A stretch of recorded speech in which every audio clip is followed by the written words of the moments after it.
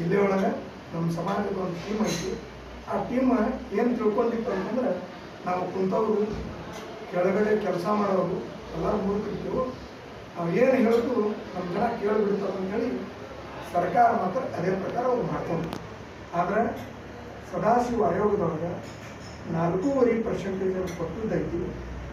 ಅದು 4.5% ಯಾವ ಸಮಾಜಕ್ಕೆ ಎಷ್ಟೆಷ್ಟು ಕೊಡಬೇಕು ಅದು ಪರ್ಸೆಂಟೇಜ್ ವಿತ್ ನಮ್ಮ ಸಮಾಜಕ್ಕೆ ಬಂಜಾರ, ಹೊರವರ, ಹೊಚ್ಚಿ, ಭೂವಿ ಇವು 4 ಸಮಾಜಕ್ಕೆ ಏನೈತಿ ಎಸ್ಸಿಯಿಂದ ಯಾವ ಕಾರಣಕ್ಕೂ ತೆಗಿಬಾರ್ದು ಅಂತ ಹೇಳಿ ನಮ್ಮ ಭಾರತೀಯ ಜನತಾ ಪಕ್ಷದ ಸರ್ಕಾರ ಆದೇಶ ಮಾಡಿ ಭಾರತ ಸರ್ಕಾರಕ್ಕೆ ಕಳಿಸುವುದೈತಿ.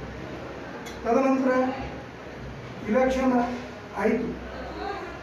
ಇಲೆಕ್ಷನ್ ಆದ ನಂತರ ಸಾಮಾನ್ಯ ಈ ರಾಜ್ಯಕಂಡ ಹಿರಿಯ ನಾಯಕರು ಸಿದ್ದರಾಮಯ್ಯ ಸಾಹೇಬರು ಮುಖ್ಯಮಂತ್ರಿ ಆದರು. ಮುಖ್ಯಮಂತ್ರಿ ಆದ ನಂತರ ಅವರು ಏನು ರಿಪೋರ್ಟ್ ಕಳಿಸಿದ್ದಾರೆ ಈಗ ಅಂತಂದರೆ ನಮ್ಮ ಜನರಿಗೆ ಸರಿಯಾಗಿ ಗೊತ್ತಿಲ್ಲ. ನಾವು ಯಾಕೆ ಹೇಳ್ತೀವಿ ಅಂತಂದ್ರೆ, ನಾವು ಎಲ್ಲ ಗೊತ್ತಿದ್ದು ಕೊಡೋದು ಸರಿ ಇಲ್ಲ. ನಮ್ಮ ಸಮಾಜಕ್ಕೆ ಮತ್ತೆ ಅವರೊಂದು ತಪ್ಪು ಕಾಂಗ್ರೆಸ್ದ ಸಮಾಜದ ಏನು ಹಿರಿಯರು ಮುಖಂಡರದಾರ ಅವ್ರು ಮತ್ತೆ ತಪ್ಪು ದಾರಿನೇ ತೊಗೊಳ್ಬೇಕಾಗ್ತದೆ. ಆದರೆ ನಮ್ಮ ಸಮಾಜಕ್ಕೆ ಯಾವ ಕಾರಣಕ್ಕೂ ಎಸ್ಸಿಯನ್ನು ತೆಗೆಯುವುದಿಲ್ಲ. ಇದು ಭಾಳ ಕ್ಲಿಯರ್ ಐತಿ. ನಾವು ಎಲ್ಲಿ ಅವ್ರು ಕರೀತಾರೆ ಅಲ್ಲಿ ನಾವು ಬಂದು ಅವ್ರ ಜೊತೆ ನಾವು ಮಾತಾಡ್ಲಿಕ್ಕೆ ಆರ್ಗ್ಯುಮೆಂಟ್ ಮಾಡ್ಲಿಕ್ಕೆ ಕರೀತೀವಿ. ಎಲ್ಲಿ ಬೇಕಾದಲ್ಲಿ ಕರೀ. ನಾವೇನು ನಮ್ಮ ವಿಧಾನ ಪರಿಷತ್ತಿನ ಸದಸ್ಯರು, ನಮ್ಮ ಹಿರಿಯರು, ನಮ್ಮ ಸಮಾಜದ ಪ್ರಕಾಶನವರು, ನಾನೊಂದು ಅವರೊಂದು ವಿಧಾನ ಪರಿಷತ್ನೊಳಗೆ ಈ ಎಸ್ ಸಿ ಬಗ್ಗೆ ಭಾಳ ಒಳ್ಳೆ ಥರ ಮಾತಾಡಿದ್ರು.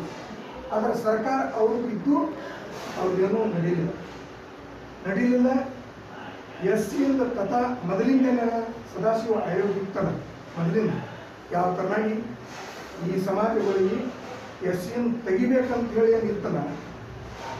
ಯಾವಾಗ ಮೊದಲು ಕಾಂಗ್ರೆಸ್ದವರು ಸದಾಶಿವ ಆಯೋಗ 84ರೊಳಗೇನು ಎಕ್ಸೆಪ್ಟ್ ಮಾಡೋದೈತಿ. ಕೃಷ್ಣ ಸಾಹೇಬ್ ಇದ್ದಾಗ ಅದು ಎಕ್ಸೆಪ್ಟ್ ಮಾಡೋ ಟೈಮ್ದೊಳಗೆ ಏನು ಸದಾಶಿವ ಆಯೋಗ ಇತ್ತು, ಅದೇ ಸದಾಶಿವ ಆಯೋಗ ಯಥಾರ್ಥ ಸ್ಥಿತಿಯಲ್ಲಿ ಇರಬೇಕಂತ ಹೇಳಿ ನಮ್ಮ ರಾಜ್ಯದ ಮುಖ್ಯಮಂತ್ರಿಗಳು ಕಳಿಸಿದ್ದಾರೆ. ಅದಕ್ಕೆ ನಮ್ಮ ಸಮಾಜ ಏನೈತಿ, ನಾವು ನಮ್ಮ ಸಮಾಜದ ವತಿಯಿಂದ ಖಂಡಿಸ್ತೀವಿ. ಅದು ಆಗಬಾರ್ದು. ನಮಗೆ 4.5% ಒಳ್ಳೆಯದೈತಿ. ಮತ್ತೊಂದೇನು, ಸಮಾಜಕ್ಕೆ ಎಸ್ ಸಿಯಿಂದ ತೆಗಿಲೇಬಾರ್ದು ಅಂತ ಒಂದು ಆಲ್ರೆಡಿ ತೆರವು ಮಾಡಿ ಕಳಿಸಿದ್ದಾರೆ ಅವರು.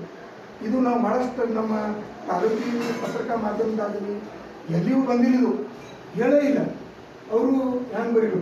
ಆದರೆ ಈ ಲೋಕಸಭಾ ಚುನಾವಣೆಯ ಹೊಸ್ತಿಲಲ್ಲಿ ನಾನು ಮಾಧ್ಯಮದ ಮಿತ್ರರಿಗೆ ಕೈ ಜೋಡಿಸಿ ಕೇಳ್ಕೊತೀನಿ, ಯಾವ ಕಾರಣಕ್ಕೂ ಸಹ ಭಾರತೀಯ ಜನತಾ ಪಕ್ಷದಿಂದ ನಮ್ಮ ಸಮಾಜಕ್ಕೆ ಯಾವುದೂ ಅನ್ಯಾಯ ಆಗಿಲ್ಲ.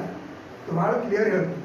ದಿಗ್ವಿಜಯ್ ಸಾಹೇಬರಾಗಿರ್ಬೋದು, ಇವತ್ತು ರಾಜು ಆಲ್ಗೂರವರಾಗಿರ್ಬೋದು, ಅದು ಅವರವ್ರ ವೈಯಕ್ತಿಕ ಸ್ಪರ್ಧೆ ಅವರವ್ರ ಪಾರ್ಟಿ ಪಕ್ಷೇತರವಾಗಿ ಅವ್ರ ಪಕ್ಷದಿಂದ ಮಾಡಿರ್ತಾರೆ.